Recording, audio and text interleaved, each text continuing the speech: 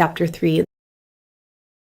The sweet smell of vanilla and strawberries dissipated as I pushed away from the group of people that surrounded me. I searched for Alice, who stood in the hall with many other people, all there for the farce of a wake. If I went back to her, the scent would return.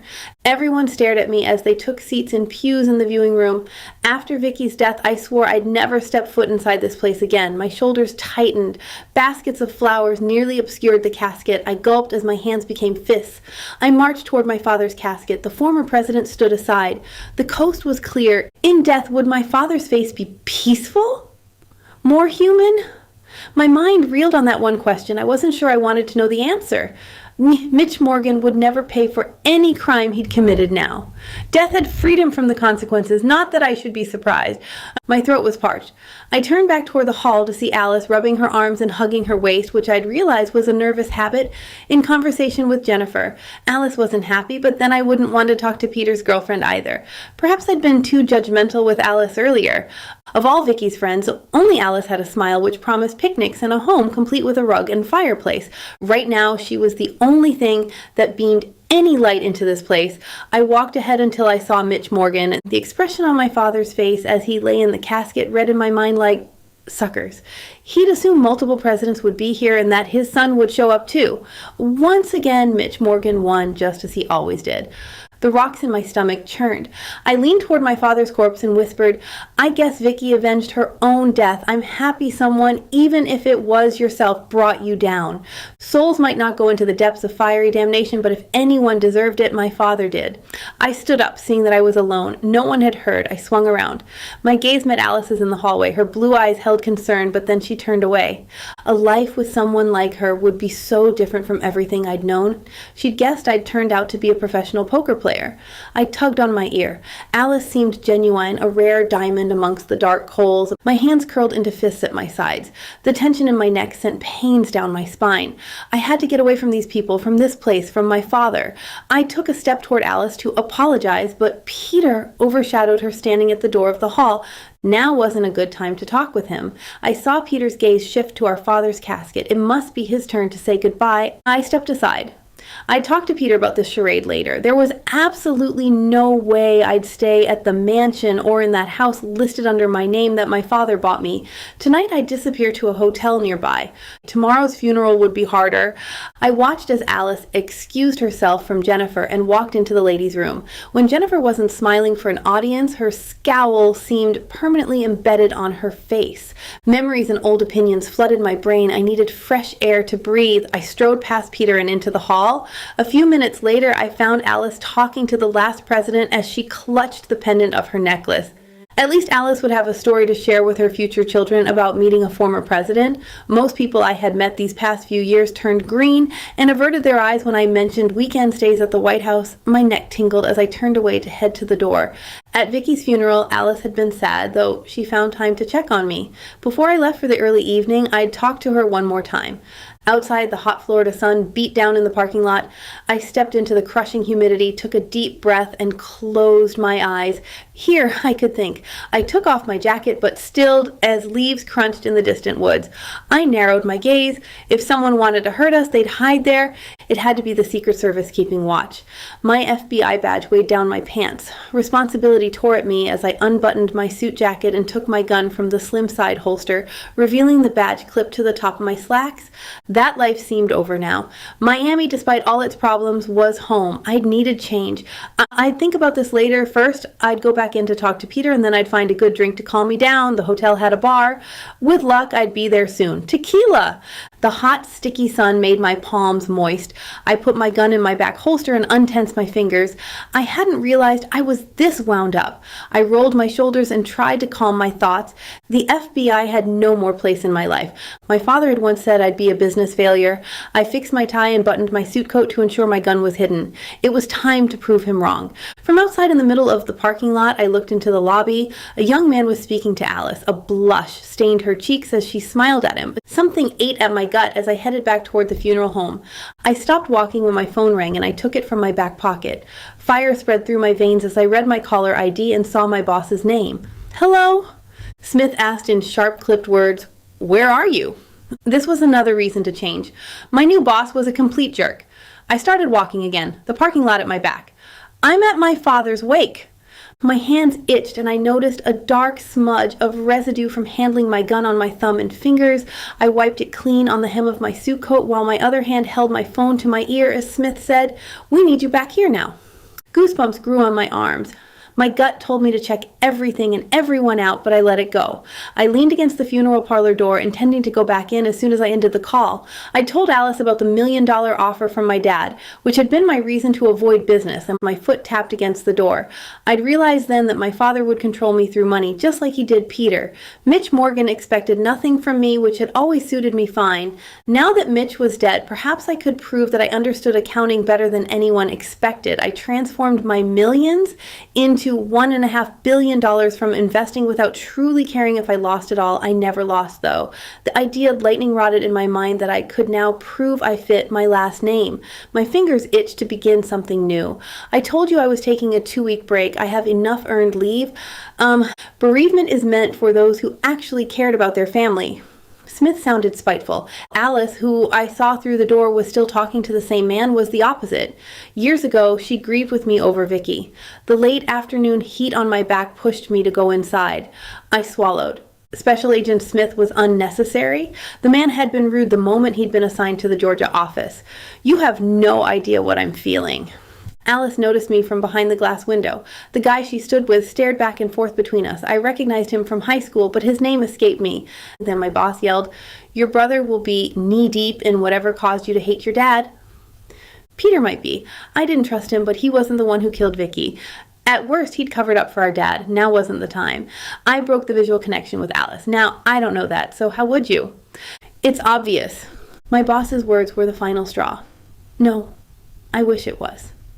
My muscles tightened in readiness as I turned away from the glass, patting my concealed weapon. I'm resigning. My boss didn't try to hide the derision in his voice. It took 24 hours for the money to call you back in. I held my head high. My memory flashed to Alice's blue eyes that shone brighter than the sun.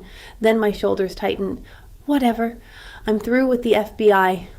Rich kids like you should never have been allowed in my office anyhow. The ringing sensation in my ears, along with the fluttering of relief in my chest, told me I'd done the right thing. I kept my feelings about my boss to myself. I had nothing in Atlanta or anywhere that was in my small apartment. I had no reason to return.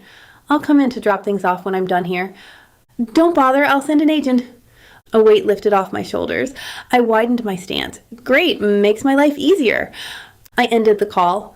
In one conversation I'd changed. I texted the Morgan cleaning service to open my house for me and settle in there. Turning back to the entryway, I saw Alice through the rectangular glass, smiling at whatever the man said. I chuckled to myself. My father was like the humid air, a blanket of smothering, oppressive heat that had suffocated my life. Without that weight, I was a different person, and people stared at me, a member of the House of Morgan, but I didn't care. Alice left the man she'd been talking with and stood next to me. Are you okay, John? I stopped laughing. She must think me crazy. Her flawless skin glowed against her smooth brown hair, angled at her chin. No one ever seemed so sweet. Yeah, Alice, we have to talk later if that's okay. Her lips pressed together. We'll see. That sounded like she was dismissing me, but she was too polite to say so. I stared at the other guy who waited for her as he held 2 glasses of wine. Emptiness filled me as Alice went back to her friend. Peter approached. Perhaps my boss at the FBI was easier to talk to than my brown-eyed, too serious brother. Peter stopped in front of me. It's John? This was a conversation I wanted to avoid, but knew I couldn't. I hesitated as heaviness settled in my stomach. Peter. My brother hesitated too, his gaze going to Jennifer, who took a step toward us, but Peter shook his head. Then he swallowed and asked, "Can we go somewhere to talk for a minute?" We had nothing good to say to each other. We never had, but Peter approached a side room and I followed. Peter, standing next to Mitch at every family meeting, replayed in my memory. My brother, the model son, rarely said anything. I closed the door behind us in a small room with no windows. This was too much.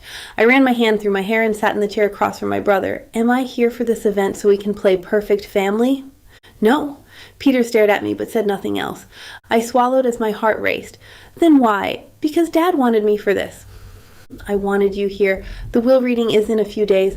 How exciting for you. I pursed my lips.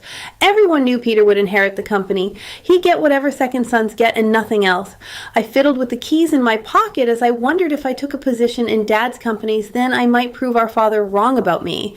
This was never what I wanted, Peter said. Yes, it was. Peter had earned every penny of his inheritance. A part of me wanted to shout that I'd start my own business, but then I realized that Peter wasn't our dad. He owed him no explanations. I held back my thoughts and fiddled with the top button of my shirt. Are you sure you care one way or the other? We don't have to play happy home life. I know I don't want to. Peter rolled his shoulders, his eyes wide. So we continue to be rude? It's not like we know each other. Someone knocked at the door. I loosened my tie. The room was suffocating. Peter stood up and walked across the room. Jennifer whispered, "The president has arrived and you need to greet him." Peter nodded, but then he silently dismissed his girlfriend. I wondered if I'd be dismissed like that once whatever Peter wanted was done. Peter closed the door. Without a word, he sat back down. I leaned forward. That's absolutely true. We don't know anything about each other. You went to work for the FBI. I inhaled. Despite how I was in college and Peter was away in grad school, our father confided and trusted only in Peter. He was the heir, and Peter kept our father's secrets. I assumed our father told him about my FBI career, but then again, perhaps they only noticed me because of the multiple arrests I'd made of Mitch's colleagues. Peter sat back in his chair as I nodded. I did. I wanted to arrest Dad. Should I have gone after you? I didn't kill Victoria. I miss our sister as much as you. I winced. Score one for Peter, then I reclaimed my righteousness. Why bring her up now? She's why you joined the FBI. There was no reason to deny anything. I said, true. She was the only one who treated me as family. My brother shifted his weight as he averted his gaze. I never knew how to... We never spoke the same language. I redid my tie. In a moment, we'd go back out. No, you were always off with Dad. I did whatever he wanted, but I wasn't allowed to do most of what you did. I recrossed my legs. No one would feel sorry for Peter. I simply said, I guess we all have our issues. I'm worried Father left things to you. Like what? At least this was the truth and the real reason Peter wanted me here. My shoulders tensed. Was Peter concerned that there was an off chance he wasn't the crown prince? I stood up. Whatever it is, I'm sure I don't want it. Peter stared at the door and nodded at me. I've never had a secret life, you know. I'm not like you. The FBI and football were hardly a secret. My family never came to any games, even if I was featured in the newspaper. My father and brother were always too busy for trivialities like that. Mitch disowned me once I joined the FBI. Red-hot fire rushed into my blood. You could have left Dad in the dust years ago to do your own thing. The T-esque in my brother's voice echoed our father's.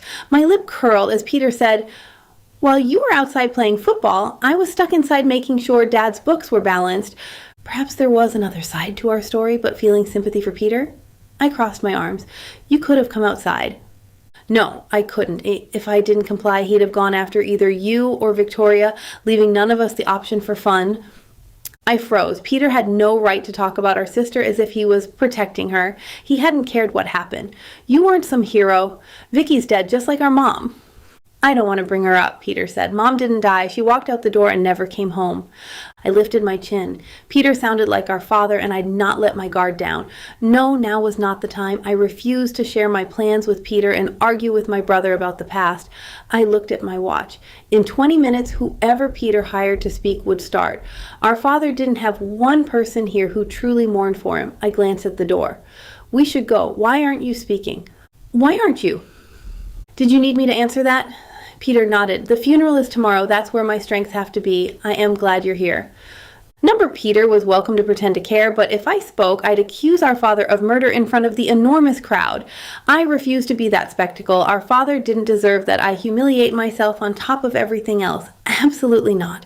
Peter breathed deep and got to his feet. Then it has to be me. Standing as well, I shook my head, my hand on the door. No, it doesn't. The church can be silent, or we can just let the president have his say, and whoever else wishes to tell us how Dad was a wonderful, salt-of-the-earth type of guy. And Peter's dark eyebrows quirked. Ooh, salt of the earth? Who would say that? I smiled. At least Peter wasn't a complete fool. I'm sure someone.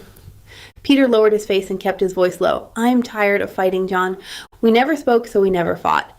I pressed my lips together. Peter had a plan. I shouldn't care, but what if my brother was telling the truth? I opened the door. Me too. I'm not staying for the hired performer tonight. I'm exhausted. Bye. Peter walked behind me. I'll see you tomorrow. My gaze landed on Alice as she slipped out the front door. I sighed. The only light in this place was now gone.